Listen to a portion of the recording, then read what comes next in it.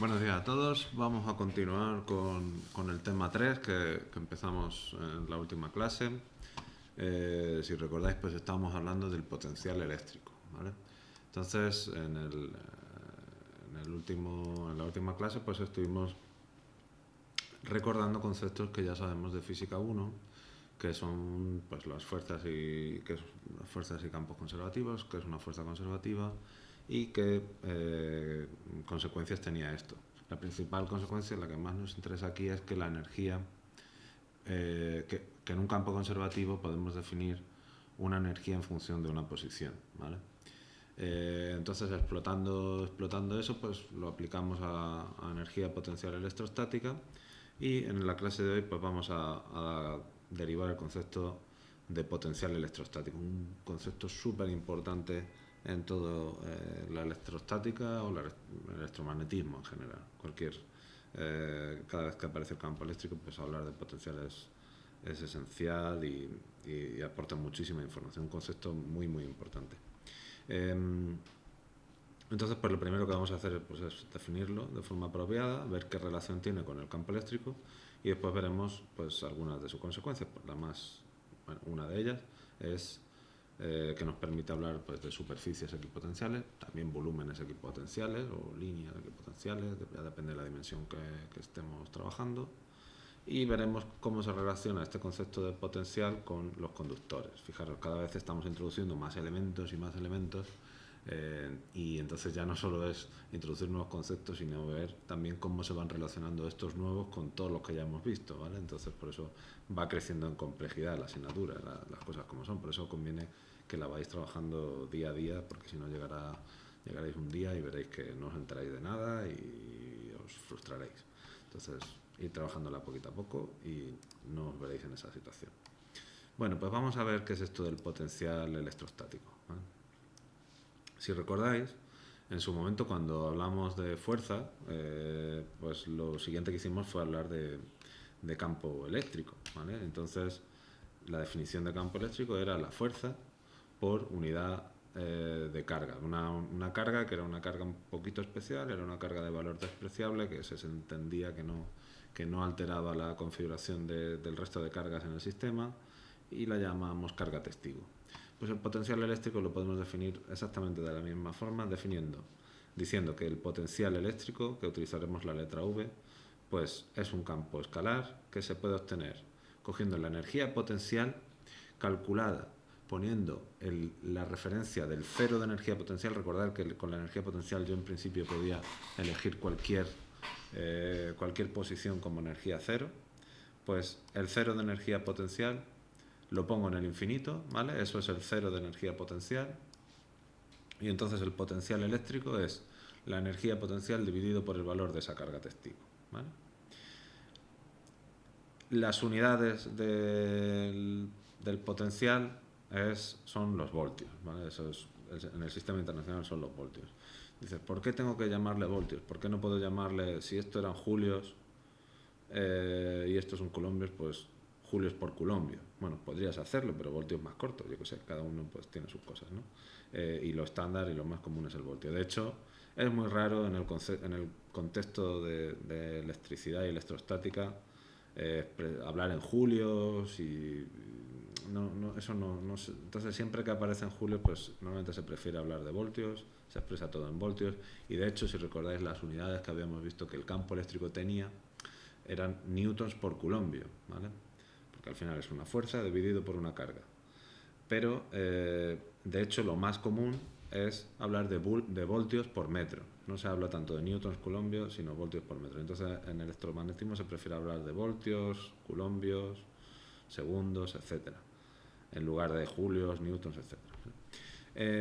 Bueno, pues como hemos dicho, el potencial es un campo escalar.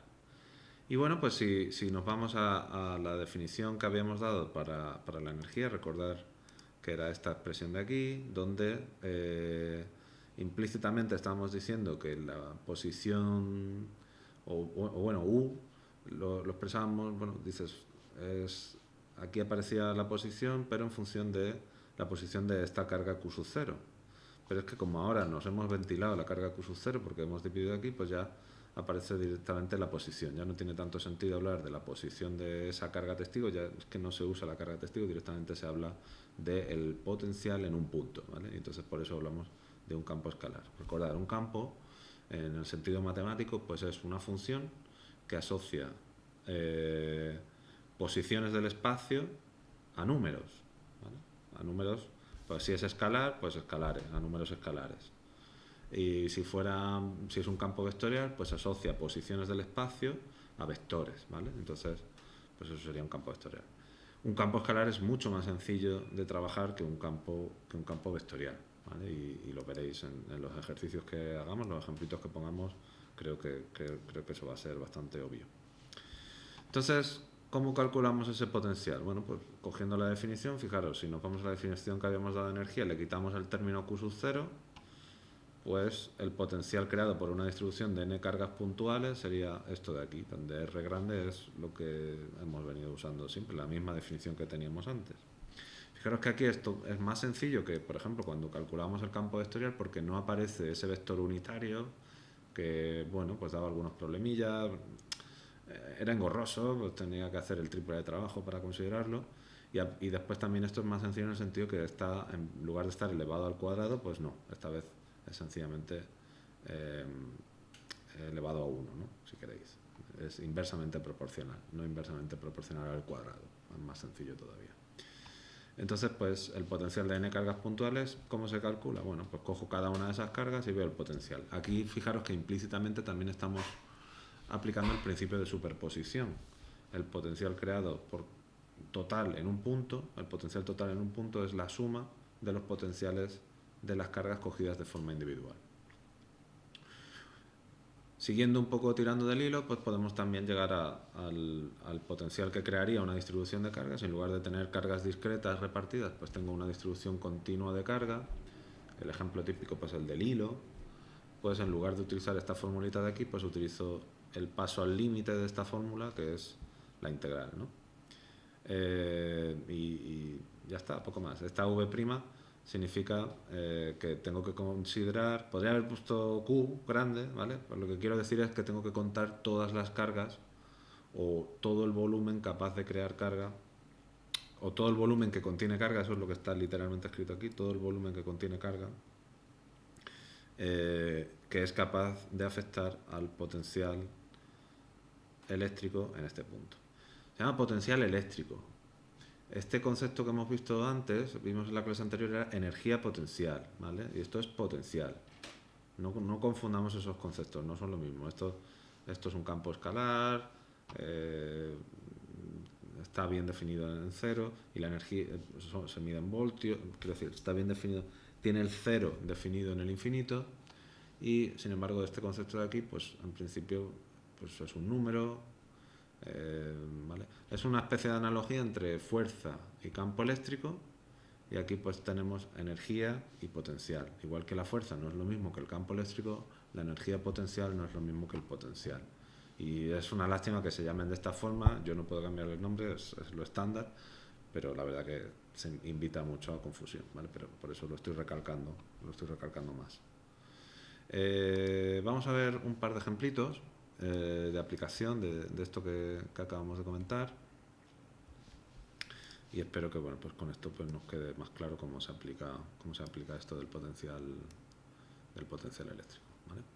Entonces este primero consiste en calcular el potencial eléctrico de un anillo de radio A uniformemente cargado con carga Q en un punto de su eje, ¿vale? Entonces tengo un anillo Q, un anillo que todo él tiene una carga Q, ¿vale? Y entonces me interesa ver en un punto de su eje, entonces lo más lógico es que coja mi sistema de coordenadas centrado en el centro del anillo.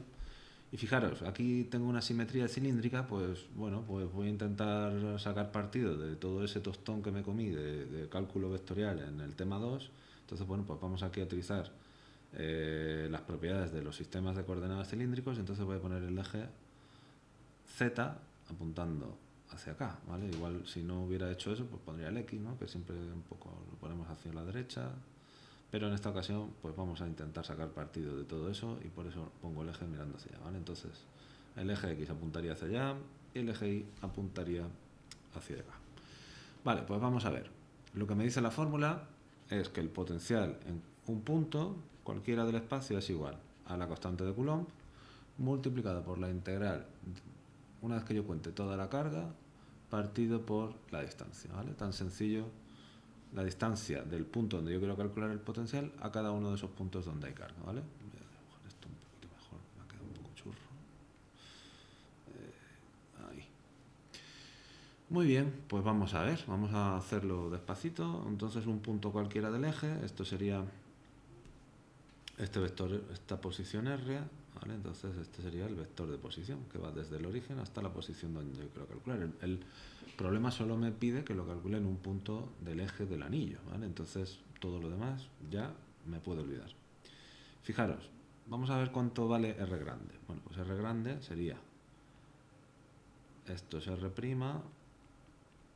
lo mismo que hicimos en el tema anterior.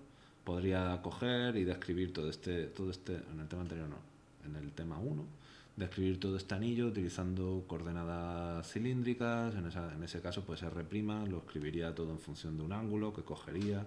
Si soy sistemático, pues cogería el ángulo phi, que es el ángulo que entre cualquier punto de aquí y el eje X, del vector de posición de cualquier punto, de cualquier vector de posición de este que describa este anillo y el eje X, ¿vale? Pero bueno, vamos a ver, vamos a ser un poco más listos, porque en realidad, como lo único que me interesa es el módulo de R grande, pues vamos a ver que R grande era este vector de aquí, que es R menos R', y fijaros que a medida que yo voy contando carga, el vector R grande su tamaño no cambia, ¿vale? Entonces por eso este problema es muy agradecido, en el sentido de que, bueno, como estoy en el eje, pues a la hora de hacer esta integral, como R grande no cambia, es constante, pues entonces voy a poder sacar la R de la integral, y entonces esto va a ser mucho más fácil, ¿vale? Vamos a ver cuánto vale ese R grande. Bueno, pues en principio, fijaros, si lo hago para este punto de aquí, vamos a hacerlo para cualquier punto general, ¿vale? Ya que estamos, venga, pues R' hemos dicho que es, este es de radio A, un anillo de radio A, entonces cualquier punto del anillo vendría descrito por A coseno de phi. Bueno, hemos dicho, bueno, vamos a hacerlo primero aquí con esto con cartesianas, coseno de phi, donde phi es este ángulo, más X más A por el seno de phi por I, ¿vale? Donde phi varía entre 0 y 2pi. Fijaros una cosa, si utilizo coordenadas cilíndricas, ¿cuál sería la posición de cualquier punto de este anillo? Pues sería mucho más sencillo que esto. Sería R' igual a por ρ unitario. Fijaros, ρ unitario ya lleva implícita esto mismo de aquí. En componentes X de ahí. Pero yo puedo trabajar directamente con esto, si estoy en coordenadas cilíndricas y soy coherente con lo que estoy haciendo, ¿vale?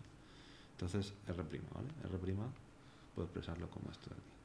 Y entonces, R, fijaros que el vector de posición R, en coordenadas cilíndricas, como no hay, está todo sobre el eje Z, no tiene componente radial, pues es directamente Z por Z unitario. ¿Vale? Entonces, R grande, yo lo puedo escribir como, se define como R menos R', y eso es A ρ unitario menos Z por Z unitario. Pero es que aquí lo que me interesa no es ni siquiera esto, lo que me interesa es únicamente el módulo. Entonces fijaros que es raíz cuadrada de la primera componente al cuadrado, que es A al cuadrado, más, si queréis, bueno, pues menos Z al cuadrado. ¿Vale? Y si hubiera aparecido phi, pues phi, pero como no aparece, pues mejor todavía. Entonces esto es raíz cuadrada de A al cuadrado más Z al cuadrado. Pero fijaros que aquí, esta posición es fija, esta posición es esta posición. A medida que yo vaya haciendo esta integral, que vaya sumando cada cachito de esa integral, esta posición no cambia. Así que esto es una constante a la hora de hacer esta integral. Y A al cuadrado pues es una constante del problema. Entonces, acabamos de ver, yo creo que de forma bastante clara, que esto de aquí es, la r puede salir de la integral y si quiero pues lo expreso así, a al cuadrado más z al cuadrado. Y entonces fijaros, ¿qué me queda aquí dentro? Me queda la integral de la carga, pero, o sea, que es, me está diciendo, cuenta únicamente la carga, haz la suma de todas esas carguitas infinitesimales. Bueno, pues la suma de todas esas carguitas infinitesimales, ¿cuánto vale? Pues Q. Así que ya hemos terminado. ¿Vale? Entonces, esta sería la expresión para el potencial en cualquier punto únicamente. Esto solo vale, esto es sí y solo sí. Bueno, no voy a ponerlo aquí, mejor lo pongo aquí. Esto es R. Madre mía. Esto es V de R, pero esto solo vale para R igual a un punto del eje, que lo puedo escribir matemáticamente de esa forma, ¿vale? Muy bien, vamos a hacer el siguiente, que es el potencial de una línea de cargas. Vale, este ejemplo lo pongo, no lo voy a resolver con detalle al máximo, pero lo pongo porque creo que es ilustrativo ver que no siempre vamos a tener la suerte de que esa integral de que la integral esta de aquí pues sea tan sencilla de resolver, ¿vale? De hecho, que no puede ser más fácil. Este término de aquí hemos tenido suerte en este problema porque al ser constante lo podía sacar de la integral, pero no siempre va a ocurrir eso. Y este problema pues intenta ilustrarlo, ¿vale? Cuando no ocurre eso, pues vais a ver que se vuelve muy muy complicado. Entonces me dice, una carga Q está distribuida a lo largo de una línea, está situada en el eje Y, ¿vale? Entonces vamos a pintar primero los ejes de coordenadas. Esto es X, esto sí. Ya está, no necesito nada más, no voy a pintar el Z. Y entonces tengo una carga Q distribuida de esta forma. Esto es Q y llega hasta A y hasta menos A. ¿Vale? Entonces, pues quiero encontrar el potencial eléctrico en un punto P. Por ejemplo, este sería P, ¿vale? Entonces, pues nada, lo mismo de antes. Aplicamos esta fórmula. En este caso R tiene que ser igual, no sé qué posición es esta, pero sé que solamente tiene componentes X. Así que la integral de Q, diferencial de Q partido por R. Vale. Todos los puntos donde hay carga los tengo que, como es una integral de línea, pues tengo que encontrar una forma de describirlos, de describir las posiciones, parametrizar esa línea, ¿vale? Como es una línea, pues me va a valer una única variable. Entonces es muy fácil en este caso porque R', bueno, pues es R' es únicamente son coordenadas Y, ¿vale? Y con la restricción de que Y pertenezca al intervalo menos A, ¿vale? Esa es la única restricción. Entonces R grande, R es esto de aquí, R' es esto de aquí, entonces R grande, pues que por definición es esto, R menos R', pues vale vale X menos X menos Y unitario. Fijaros una cosa, tengo que tener un poco de cuidado en distinguir la posición donde yo calculo el campo escalar de lo que estoy integrando, ¿vale? Entonces, lo que estoy integrando es esto. Me estoy desplazando a lo largo de las posiciones de donde hay carga, ¿vale? Entonces, si lo llamo Y, me voy a confundir. Porque, claro, no sé, esto ya, si no le pongo prima, pues era lo que había usado para posición. Entonces, para distinguir lo que estoy integrando de la posición, pues le tengo que poner aquí un prima, le voy a poner un prima. Y esta integral la tengo que expresar en función de lo que estoy integrando, ¿no? Entonces, el diferencial de carga, fijaros que es la densidad lineal de carga, que si quiero pues lo puedo expresar como Q partido por 2A, todo está, suponiendo que sea una carga homogénea, distribuida de forma homogénea, pues es la carga total dividida por toda la longitud de la barra, pues es lambda diferencial de I', ¿vale? Voy contando cada cachito y, por ejemplo, cuando cuente este cachito, pues el vector R grande será este, el vector R será este y el vector R' será este, ¿vale? Aquí tengo que enchufar el módulo, ¿no? Entonces el módulo es una raíz cuadrada de x al cuadrado más y' al cuadrado, ¿vale? Entonces, ¿esto cómo se queda? Bueno, pues esto lo desarrollo, la densidad es constante, sale de la integral, y esto se queda la integral entre menos a y a de diferencial de i' partido por raíz cuadrada de x al cuadrado más i' al cuadrado, ¿vale? ¿Y qué pasa aquí? ¿Cuál es el problema? Bueno, pues que esta integral, desafortunadamente, no me puedo sacar este integrando porque no es constante. Fijaros que lo que estoy integrando es esto de aquí, entonces cuando esté contando este trozo esto valdrá una cosa, cuando esté contando esto pues valdrá otra. No es una integral fácil de resolver. Es una integral complicada. Yo no sé resolverla. Entonces, esto es lo que yo hago, me voy al libro de tablas y se acabó. Bueno, a ver si sé resolverla, pero es largo y no es el objetivo de esta asignatura, ¿vale? No se trata de aprender a resolver integrales, se trata de ver cuándo podemos hacer aproximaciones y las cosas, no complicarnos la vida. Se trata de no complicarnos la vida. Entonces, fijaros que, pues eso, el potencial sí que lo puedo calcular, pero tengo que hacer una integral que es un poco complicada. Esto, bueno, pues las transparencias, está puesta la fórmula, esto pues lo encontré mirando un libro de tablas y llegar a esta solución, ¿vale? Ya está. El objetivo de este programa no es tanto llegar a una solución, sino que veáis que las cosas no son tan fáciles cuando R puede variar y que solamente en casos con mucha simetría, como puede ser el anillo, como puede ser una esfera, o una carga puntual, mejor dicho, o a lo mejor, bueno, no sé, o incluso una línea que se extienda hasta el infinito, pues ahí sí que, bueno, la vida a lo mejor no es tan difícil, pero tienen que ser ese tipo de casos, bastante, que se pueden contar casi con los dedos de la mano, la verdad. ¿Vale? Bueno, pues vamos a pasar a otro concepto, que es el concepto también muy importante de diferencia de potencial. Casi tanto más que hablar de potencial eléctrico, vamos a hablar de diferencia de potencial. Yo creo que hablamos más de diferencia de potencial que de potencial en sí, ¿vale?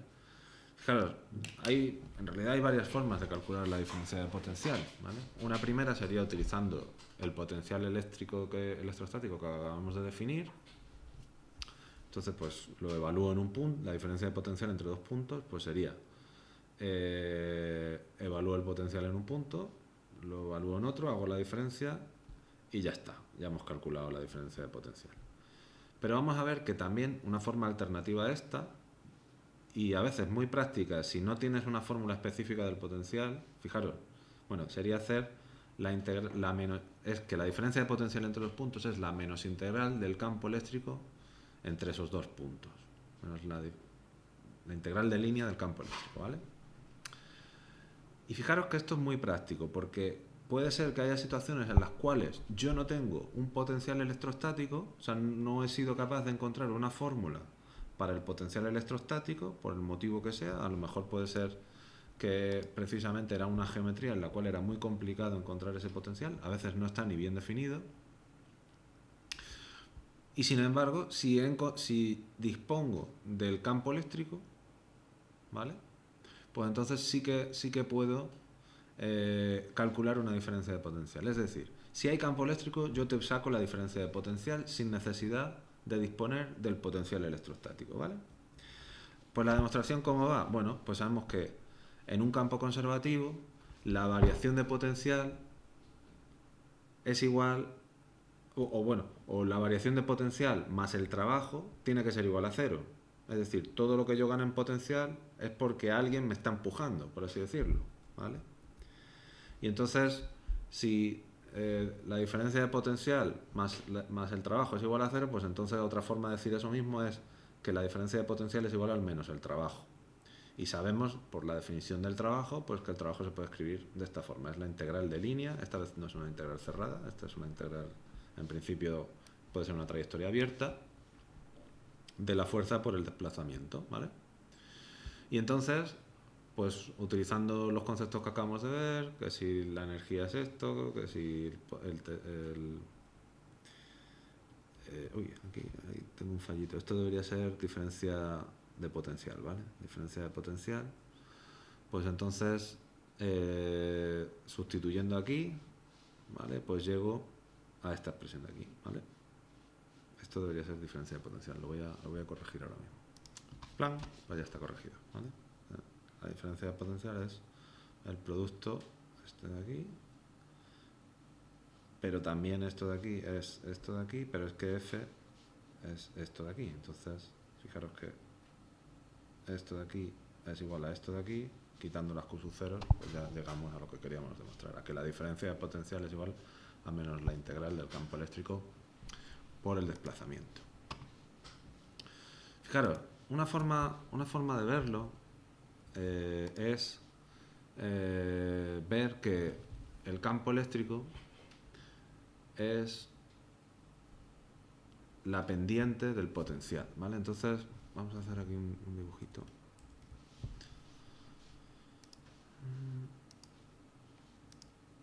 Entonces, una forma de visualizar esto es, el potencial es un campo escalar. Una forma muy práctica de pensar en este tipo de problemas, que es perfectamente válido si estamos en un campo electrostático, es pensar en el campo escalar como si fuera la altura, pues, de una montaña, ¿no? Entonces, si tengo una montaña así, pues esto sería la altura de esa montaña, pues podría ser el potencial. Las cargas positivas, digamos que hacen que este potencial suba, ¿no? Si lo pintamos así, las cargas positivas hacen que el potencial, de hecho si lo evaluamos, pues recordar que el potencial era Q partido por, si está en el origen, pues Q partido por R, entonces en el origen el potencial tiene un valor muy alto, ¿no? Es decir, en principio, pues si no me puedo montar en el centro de la carga positiva porque es una singularidad, pero bueno, en las proximidades, pues bueno, la altura que tengo pues puede ser muy alta, ¿no? Recordar también que el campo eléctrico que crea una carga positiva es radialmente dirigido hacia afuera, ¿vale? Entonces,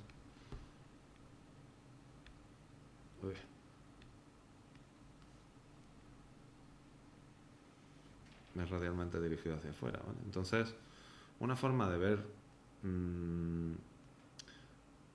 o sea, yo dispongo de una relación entre el potencial y el campo eléctrico que es de esta forma. El campo eléctrico es el menos gradiente de V. El concepto de gradiente ya lo conocéis, recordad de lo que sabéis de cálculo. El gradiente era la pendiente de una función.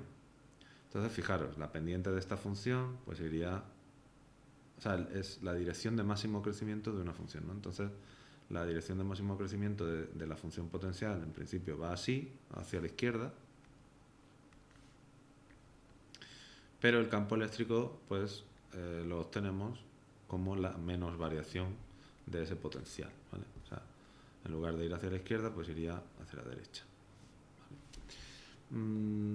Fijaros, si nos hemos creído lo de la diferencia de potencial, lo de que la diferencia de potencial se obtenía de esta forma, pues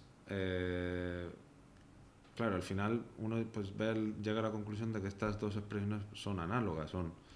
Si la diferencia de potencial es la integral del campo eléctrico, entonces el campo eléctrico tiene que ser el menos gradiente del potencial, ¿vale? Esto pues se puede demostrar matemáticamente llevando los extremos del contorno de esta integral al límite, y bueno, con las definiciones de gradiente y de derivada, pues podemos llegar a esta expresión, ¿vale? No lo voy a hacer porque también creo que se sale un poco de lo que nosotros pretendemos.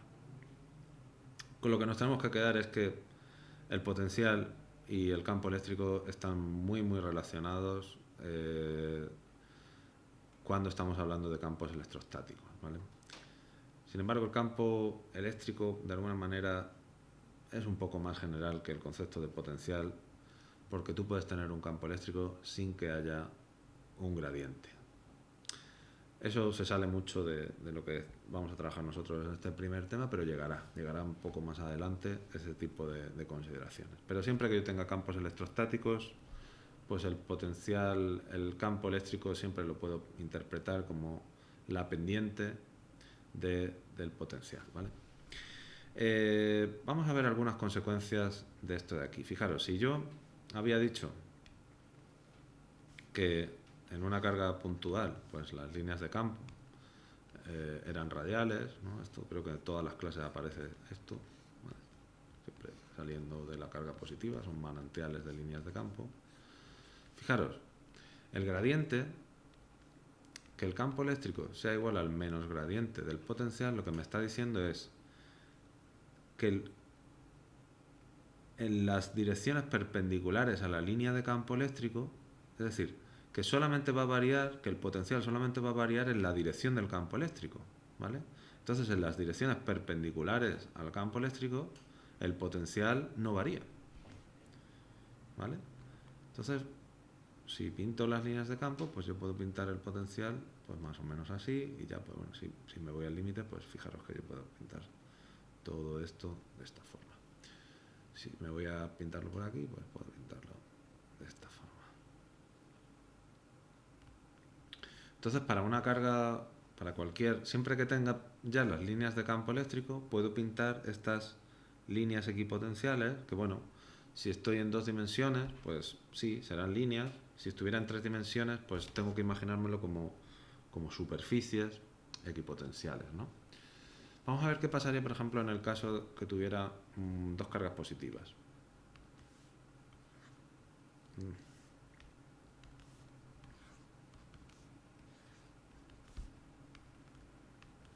Si tengo 2 cargas positivas, pues las líneas de campo hacían una cosa así. Aquí no puede haber líneas de campo, aquí hacían una cosa así. Dimos argumentos, ¿no?, para pintarlas de esta forma. Si me voy muy lejos, pues tengo que verlas como una única carga de valor 2Q, ¿no? Entonces, al final, claro, si son 2 cargas positivas, pues tiene que haber netamente líneas de campo que se alejan.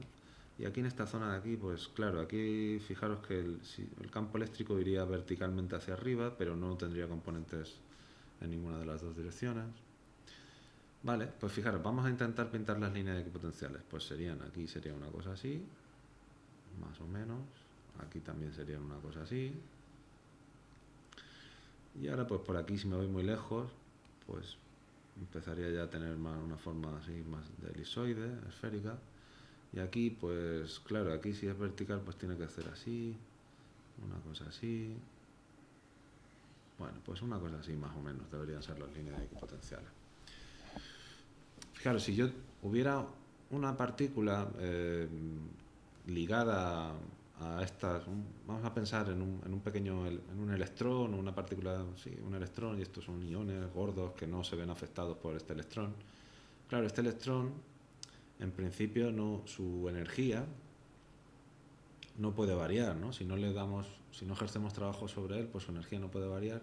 Así que el único sitio donde no varía su energía es moviéndose a lo largo de esta trayectoria, de esta línea equipotencial, ¿vale? Fijaros, eso a nivel molecular, pues es lo que más o menos vemos, ¿no? No son partículas puntuales, son nubes electrónicas y tal, pero bueno, más o menos vemos que la forma de una molécula pues viene a ser la forma de las líneas equipotenciales, ¿no? Eso sería lo más parecido a forma de molécula de lo que podríamos hablar, ¿no? La forma de una molécula viene descrita por sus superficies equipotenciales, ¿vale? Y hablamos de superficie equipotencial, pero también podríamos... Bueno, aquí está esto mucho mejor dibujado, ¿vale? Son 2 cargas positivas. Bueno, claro, sí. Claro, fijaros que aquí hay uno que no he dibujado yo, pero que se podría haber dibujado, que es esta trayectoria de aquí, ¿vale? Aquí, pues, podría ser que estuviera un electrón ahí haciendo un 8. Claro, aquí en principio el campo eléctrico es 0. No tienes bien definido eso de la normal de la isosuperficie, pero un poquito más para acá sí. Entonces, bueno, puedes dibujar esto. Las líneas equipotenciales sí que se pueden cortar. No ocurría como las líneas de los vectores, que no se podían cortar bajo ningún concepto. Era una contradicción si tú escribías eso. Pero las superficies equipotenciales sí que se pueden cortar. Las trayectorias no hay ningún problema en que eso pase. Si por ejemplo tenemos pues cargas así, una positiva y una negativa, pues recordad que las líneas de campo se podían pintar más o menos así, y entonces las líneas equipotenciales pues tendrían esta forma. Si me voy ya aquí más al límite, pues una cosa así. Y fijaros que ocurre algo muy curioso. A lo largo de toda esta línea central el potencial vale 0. ¿Por qué? Porque fijaros que si sumo la contribución de la carga negativa, que es menos E, vamos a pensar que es carga E, menos E partido por R, y aquí tengo más E partido por R, ¿vale? Pero es que R vale lo mismo para las dos. Entonces, a lo largo de toda esta línea, el potencial tiene que valer 0. Eso es una propiedad muy interesante que después, un poquito más adelante, vamos a explotar para hacer algunas cuentas y es muy curioso, ¿vale? Muy bien. Vale, creo que ya todo esto de aquí ya lo hemos comentado. Vale, ¿qué pasa cuando hablamos de un conductor? Bueno, pues cuando tenemos un cuerpo conductor en equilibrio electrostático, en el tema anterior vimos que el campo eléctrico tenía que ser forzosamente, dentro de él el campo eléctrico tenía que ser igual a 0. Fijaros, si el campo eléctrico dentro de un conductor es igual a 0, pues ¿eso qué quiere decir? Que si esto es 0, el gradiente del potencial dentro del conductor es exactamente igual a 0. Y entonces eso a su vez implica que el potencial es constante dentro de un conductor. Campo eléctrico 0, potencial constante. Y entonces por eso, bueno, pues si tengo un conductor, pues no tiene mucho sentido decir superficie equipotencial, ¿no? De hecho tendría incluso más sentido decir que, bueno, si ese conductor pues es volúmico, pues tendría un volumen equipotencial. Dentro del conductor tengo siempre el mismo potencial, ¿vale? ¿Qué ocurre dentro del conductor? Bueno, pues si dentro del conductor tampoco había carga, recordar que el campo eléctrico también era 0. Y entonces dentro del conductor el potencial también tiene que ser 0, ¿vale? Y entonces toda la cavidad definida por ese conductor pues va a ser igual a 0. Haremos algunos ejercicios cuando llegue el momento y yo espero pues, bueno, que trabajando esos conceptillos pues nos quede mucho más claro. Fijaros qué ocurre si tenemos una carga, vamos a pensar que es puntual, ¿vale? Aunque aquí no está pintada como una carga puntual, pero vamos a pensar que esto es una carga puntual. Y entonces esta carga puntual está al lado de un plano y ese plano vamos a ponerlo a potencial 0. Vamos a decir que todo ese plano, yo cojo mi referencia de potencial como 0 aquí, ¿vale? Fijaros, ¿qué tipo de solución, cómo soluciono este tipo de problemas? Hasta ahora hemos visto, si yo quiero ver el potencial en cualquier punto de esta región, bueno, pues los únicos datos que me dan son la carga esta de aquí y que esto está a potencial 0. Fijaros, este problema en principio no es fácil de resolver, porque si nos vamos a la definición que hemos dado de potencial, tendría que coger esta carga, que bueno, si es puntual, pues sé el potencial que crea en una región, pero es que después tengo que contar todas estas cargas negativas que se han acumulado en la superficie de este conductor, y se han acumulado ahí porque, claro, tienen que ser las que sean de tal forma que anulen el campo eléctrico en el interior de él, que es la condición de equilibrio electrostático. Aquí se acumula carga negativa para anular el campo eléctrico aquí dentro, ¿vale? Pero claro, yo no sé cuánto valen esas cargas en esa superficie. Bueno, pues fijaros, ¿a qué os recuerda esta forma? Esta forma de líneas de campo se parece mucho a algo que hemos visto hace un segundito, que es esto. Bueno, para el otro lado. Esto de aquí sería la imagen especular de esto, ¿no? Entonces fijaros que ese problema que es tan difícil de resolver, es equivalente a imaginarnos una carga negativa dentro, que no existe, pero dentro del plano nos imaginamos una carga negativa, o del signo, mejor dicho, del signo contrario que la que tenemos, y este problema sí lo sabemos resolver. Este problema es muy fácil de resolver. Es solamente el potencial eléctrico creado por dos cargas puntuales, y esto es relativamente sencillo. No lo hemos hecho, pero bueno, lo haremos en teoría, cuando hagamos problemas, y es sencillamente aplicar esta formulita, que es realmente muy fácil. Entonces, fijaros, ese método, esa forma de pensar, de tratar este tipo de problemas, se llama método de las imágenes, ¿vale? Y es muy práctico. Lo usaremos para, creo que hay un problema en el cual se usa. Bueno, pues nada, vamos a dejarlo aquí. Vamos a hacer un pequeño repaso. Este tema creo que es bastante cortito. En la clase de hoy pues hemos introducido el concepto de potencial electrostático, hemos definido el voltio, que ahora va a ser ubicuo, va a aparecer constantemente por todos lados. Hemos definido el campo que crean distintas cargas puntuales. Hemos aplicado algunas veces esa formulita para ver unos casos típicos. Y hemos definido también un concepto muy importante, que es el concepto de diferencia de potencial. Como el potencial lo podemos interpretar como la integral del campo eléctrico a lo largo, la menos integral del campo eléctrico a lo largo de una línea, pues matemáticamente eso se puede también interpretar como que el campo eléctrico es la menos pendiente del potencial, ¿vale? Entonces eso pues va a dar mucho juego a la hora cuando pensemos en determinados problemas, con placas plano paralelas, etcétera, etcétera. Lo veremos en más detalle cuando hagamos los problemas. Y en temas posteriores, con los condensadores lo usaremos muchísimo. Y finalmente pues hemos introducido el concepto de superficie equipotencial, que podría ser, bueno, pues según las dimensiones, si estamos en dos dimensiones, pues más que superficie, pues serán líneas equipotenciales, que es lo que tenemos aquí pintado. Las superficies serían así tridimensionales, ¿no? Es mucho más difícil de representar, por eso no se suele hacer.